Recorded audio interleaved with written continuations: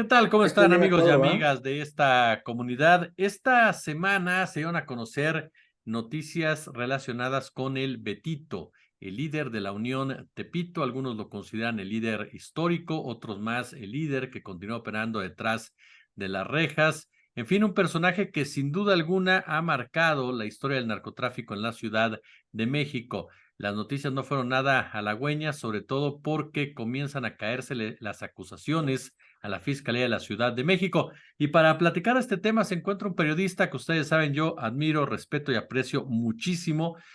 Para mí, definitivamente el hombre que más conoce el tema de la Unión Tepito a través del Cártel Chilango, este excelente libro. Mi querido Antonio Nieto, ¿cómo estás? ¿Cómo estás, Jesús? Buenas noches a ti y a tus seguidores. Gracias, querido. Oye, pues de entrada, ¿cómo entendemos lo que está pasando en el proceso del Betito? Que entiendo, se cae el cargo más importante, se mantiene en prisión, pero que no es el único que se le ha caído a la fiscalía. Sí, Jesús, mira, lastimosamente a este personaje lo han querido mantener en prisión con carpetas de investigación que no están sólidas, carpetas de investigación cojas, mancas, o que no han servido, vaya, los indicios que han recabado no han servido para que sean judicializadas o que terminen en una sentencia. Perdón. Entonces, ahorita lo que mantiene al Betito en prisión es su sentencia de 43 años por homicidio. Todavía falta la apelación y faltan algunas instancias donde él pudiera oponerse a esta resolución, pero digamos, él tenía por lo menos 10 carpetas más por delitos del fuero común que se le han ido cayendo, y una de las más fuertes era esta, que era secuestro.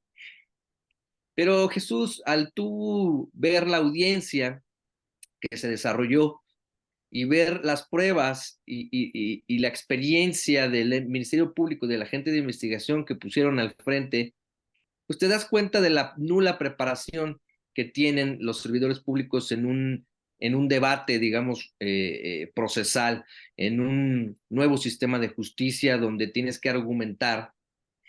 Pues le preguntan a la gente de investigación, Jesús, que cómo confirmó la identidad del Betito o cómo sabía que era el líder de la Unión, como asentó en sus informes. Y pues el agente de investigación contesta que lo hizo a través de Google, que googleó el nombre y que le aparecieron notas informativas. Como tú podrás esperarte y tu auditorio y tus seguidores, Jesús, pues evidentemente la defensa del Betito lo arrasó, se lo comió. Los jueces de verdad se veían anonadados por las respuestas que daba este policía de investigación. Le preguntan, le cuestionan que si no hizo investigación de gabinete o que si su investigación de gabinete era Google. Y de pronto dice, pues no todo. Entonces, de tan básicas que son sus respuestas y las constantes intervenciones del Ministerio Público diciendo objeción, objeción, objeción a todas las preguntas de la defensa sin realmente tener una estrategia, me hacen pensar, Jesús, que quizás la inoperancia del Ministerio Público y de la gente pues eran dolosas. No creo que un servidor público con años en la fiscalía, ya llevamos tiempo que el sistema judicial cambió de averiguación previa a carpeta de investigación y tengan esos argumentos tan flacos. Creo que levanta sospechas, creo que son cosas que incluso un estudiante del nuevo sistema o un estudiante pudiera debatir o argumentar mejor que ellos. Ni siquiera Jesús fueron al lugar de los hechos, donde tuvieron retenida a la víctima en este secuestro. La víctima es un comerciante de teléfonos que secuestran en 2017 para pedir una cantidad de dinero y a la postre un derecho de piso. Lo tienen en un baldío y después lo regresan cuando da un vehículo y cierta cantidad económica a la semana. Y Jesús, el policía de investigación, nunca fue al lugar, al baldío. O sea, nunca pudieron precisar dónde estuvo retenida la víctima. Es más, nunca pudieron precisar el día que ocurrieron los hechos. Cosas muy básicas de investigación que al momento de tú estar viendo, observando la audiencia, pues crees que esto, ahora sí que se poncharon, ¿no? Que se dejaron caer, ¿no? Como cuando un portero se deja anotar un gol. Oye, los tentáculos del Betito, de la propia Unión, pueden llegar a ese punto. Parece inocente la pregunta de creo, Toño, pero para la gente que nos está escuchando y que tal vez no conoce tanto este asunto, ¿pueden llegar hasta a ese nivel de intimidar a un ministerio público o de, en pocas palabras, maicear un ministerio público? Por supuesto, claro, por supuesto. Y es que creo que en los medios, Jesús, no se dieron cuenta, no se han dado cuenta y no creo que ni les interese, lo digo así abiertamente, conocer los alcances del cártel de la Unión. Siempre se han comido la mayoría de los medios la versión oficial de que es un grupo delictivo local o que es una pandilla o que no salen de Tepito, pero si leyeran el libro El Cártel Chilango se darán cuenta que ya estaban traficando cocaína de Sudamérica a México y que tenían aeronaves que aterrizaban en Cancún. Me parece, Jesús, que eso ya no es propio de una pandilla o de un grupo local. Si leyeran el Cártel Chilango, estarían enterados de que fueron a pelear contra los Zetas en Cancún, con identificaciones falsas de la UFC, que es, como tú sabes, tus seguidores saben, pues esta liga de artes marciales mixtas estadounidense. Eh, Se dieran cuenta de que no es un cártel, por eso tiene 14 años operando en el Valle de México y en otras partes de la República, Cancún, Puebla, Querétaro, Estado de México, y no han podido erradicarlos. Es más, no han podido capturar ni a la mitad de sus líderes. Pese que sí, claro, capturaron al más importante, que es el Betito, pero siguen otros libres de los cuales las autoridades ni mencionan. Entonces creo que los medios se han comido esta versión y generalmente se han dedicado a reproducir boletines y que cae el líder de la unión, cae el sucesor y cae el nuevo líder y cae el líder y todos son líderes, porque realmente no conocen la estructura de este cártel ni mucho menos sus alcances. ¿Quiénes son estos líderes de los cuales no se menciona, no se habla, Toño? El Elvis, el Manzanas, de ellos nunca he escuchado que una autoridad los mencione, Ujú. pese a que desde 2009 saben de sus antecedentes, tienen carpetas de investigación por homicidio. De hecho, te voy a dar un dato, Jesús, a ti y a tus seguidores. La carpeta, la averiguación previa por la que el Betito fue sentenciado, la única que tiene, por homicidio, en esa vienen mencionados igualmente que él, más líderes de la Unión, como Chori, Elvis, Irving, y ellos no han sido sentenciados por este homicidio. Pero a lo que voy es que si por la misma averiguación que derivó en la condena de su jefe absoluto, vienen las características físicas, los apodos de estos líderes que nadie menciona, pues es de extrañarse, ¿no? Claro.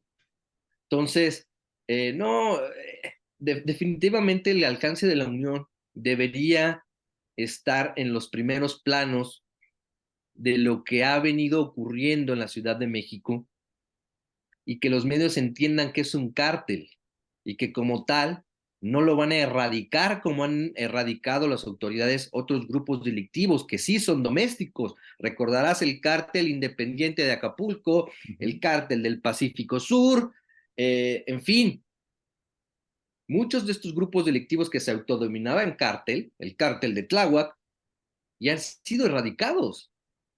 ¿Por qué después de 14 años estamos hablando de que la Unión no ha sido erradicada y que sus líderes, entre ellos el Chori, el Manzanas, el Elvis, el Tomate, el Huguito, siguen en libertad? Pero ya había concluido. El, el punto neurálgico de esta situación, Jesús, es de que estamos hablando que son 14 años y que el cártel de la Unión sigue vigente y que sus principales líderes siguen libres. Sí, claro, hay que reconocer que el Betito y otros, como el Jamón, el propio mi jefe, el perro, sí fueron capturados, pero entendamos que este cártel tiene una estructura horizontal, donde el único jefe absoluto es el Betito, pero todos los demás están estructurados como capitanes. Y si no destruyes a todas esas cabezas, si no las detienes, el cártel subsiste sin las órdenes directas del Betito. Y así lo ha demostrado. Y creo que por eso hay que separar a la unión de grupos delictivos. Ya no entra en ese esquema.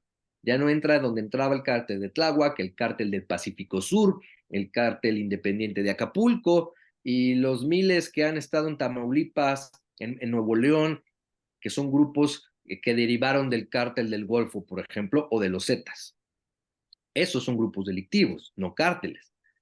Entonces, creo que ese es el punto neurálgico que las autoridades no han entendido o no han querido entender, ni mucho menos los medios, que siempre se han ido con la versión oficial de que capturan un líder y a los 2 meses capturan a otro que es el líder, y después en 6 meses otro que es el líder, y resulta pues que eran nada más mandos de mandos bajos.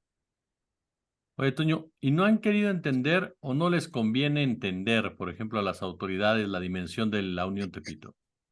Mira, sé porque conozco las entrañas de la organización como de otras, que hay un apoyo político muy fuerte, un apoyo político que viene de administraciones pasadas y que se ha ido entregando la batuta. Son tan hondas estas relaciones que han llegado a gobernadores, que han llegado a lavadores de dinero que tienen hondas relaciones con la autoridad de otras entidades, fundadores de partidos políticos, jueces, ministros. Estoy recordando las personas que tengo los nombres, no solo yo los tengo, los tiene la CEIDO, los tiene la Secretaría de Seguridad Ciudadana, los tienen otras autoridades, otras instancias, pero no han querido investigar quién protege la Unión. Y si lo han hecho, se han quedado en policías, en comandantes, y aún así, hasta hoy que estamos hablando de Jesús, no hay ningún policía o comandante sentenciado por vínculos o por delincuencia organizada por vínculos con la Unión. No hay. Y tú te preguntas, 14 años de existencia es porque tienen protección oficial. Claro que la tienen, pero la tienen a niveles muy altos. Tú estás viendo ahorita esos mismos protectores, los estás viendo en los cargos más altos del gobierno federal y del gobierno local. Así te la pongo. Entonces es imposible que esos vínculos se rompan de un día para otro y creo que la Unión va a seguir siendo un grupo, un cártel hegemónico en la zona centro del país durante varios años. El Betito, mi querido Toño, ¿en dónde ubicamos al Betito en esta historia, en esta narrativa de los narcotraficantes en nuestro país? Mira, por supuesto que no entra en las ligas de personajes históricos, ni mucho menos, o personajes que han alcanzado niveles como el Chapo Guzmán o incluso como Miguel Ángel Treviño Morales, ese tipo de capos, no, evidentemente no, pero sí creo que sobrepasa el nivel promedio de las personas que han liderado un cártel, un grupo delictivo. Es una persona muy inteligente, muy violenta, que ha podido mantener la cohesión en la unión y eso creo que es lo más difícil de lograr en un grupo criminal o en una organización. Eso es lo más complicado. Siempre hay divisiones o cuando hay capturas hay debilitamiento y creo que la mayor capacidad de este personaje es la de mantener la cohesión, ganarse el respeto de sus aliados, de sus capitanes, incluso de sus enemigos porque me consta y lo he narrado en el libro del Cártel Chilango, incluso sus enemigos le marcaban por teléfono a él directamente para solventar algún tipo de conflicto, a ese nivel, digamos, de que él también podría ser un negociador, lo consideran. Claro que la violencia es su sello, es su marca, es quizá el más violento de todos los capitanes de la Unión, o por lo menos así lo ha manifestado en diversas acciones, pero también es una persona muy inteligente, eh, que pudo haber, siento yo que pudo haber canalizado esa inteligencia en otra cosa, porque realmente sorprende cómo ha hecho o ha tenido ingenio para manejar la organización a lo largo de por lo menos desde 2014, 2015, que es cuando él toma el mando de la Unión.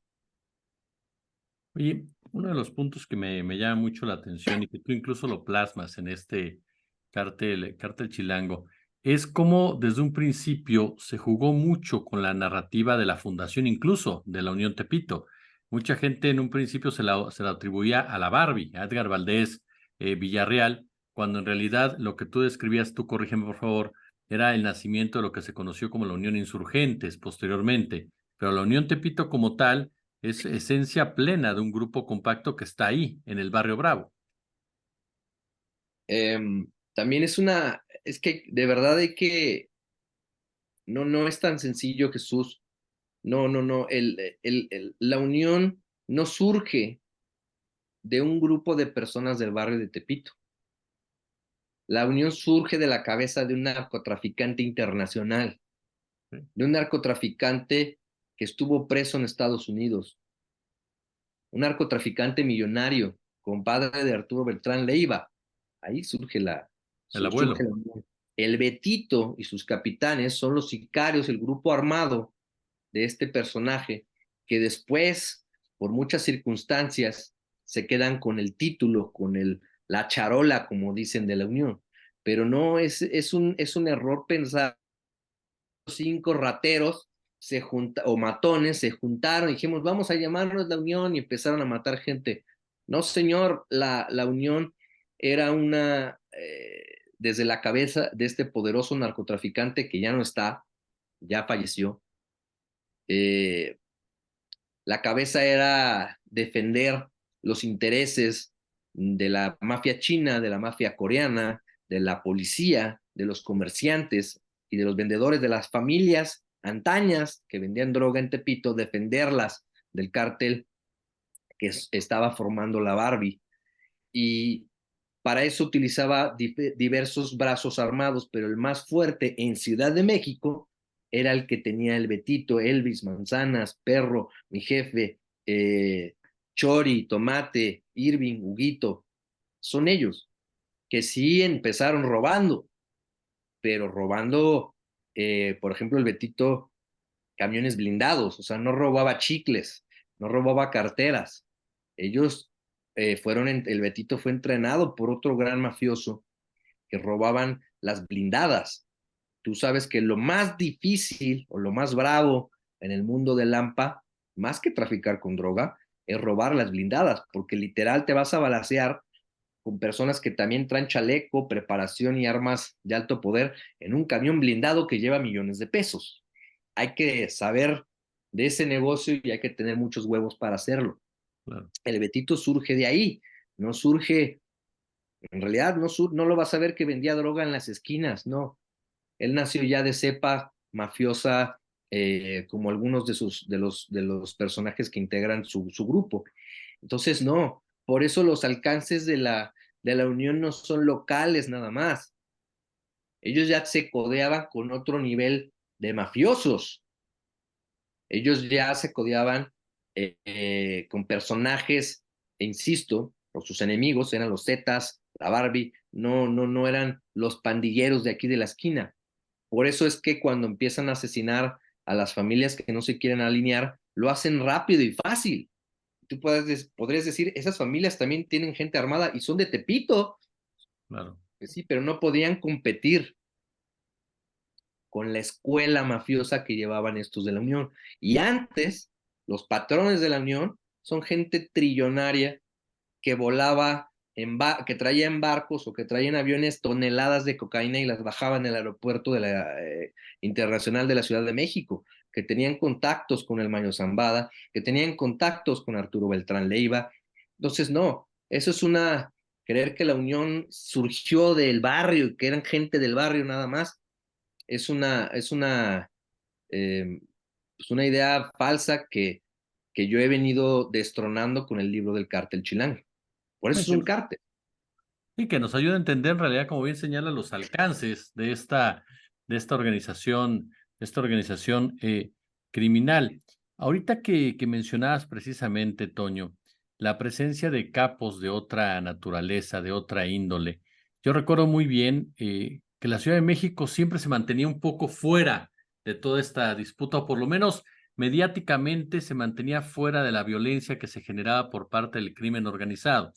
¿En qué momento la Ciudad de México comienza a verse inmersa en estos niveles de violencia, producto precisamente de las ejecuciones, secuestros, levantones y demás? ¿Y por qué entra en esta dinámica?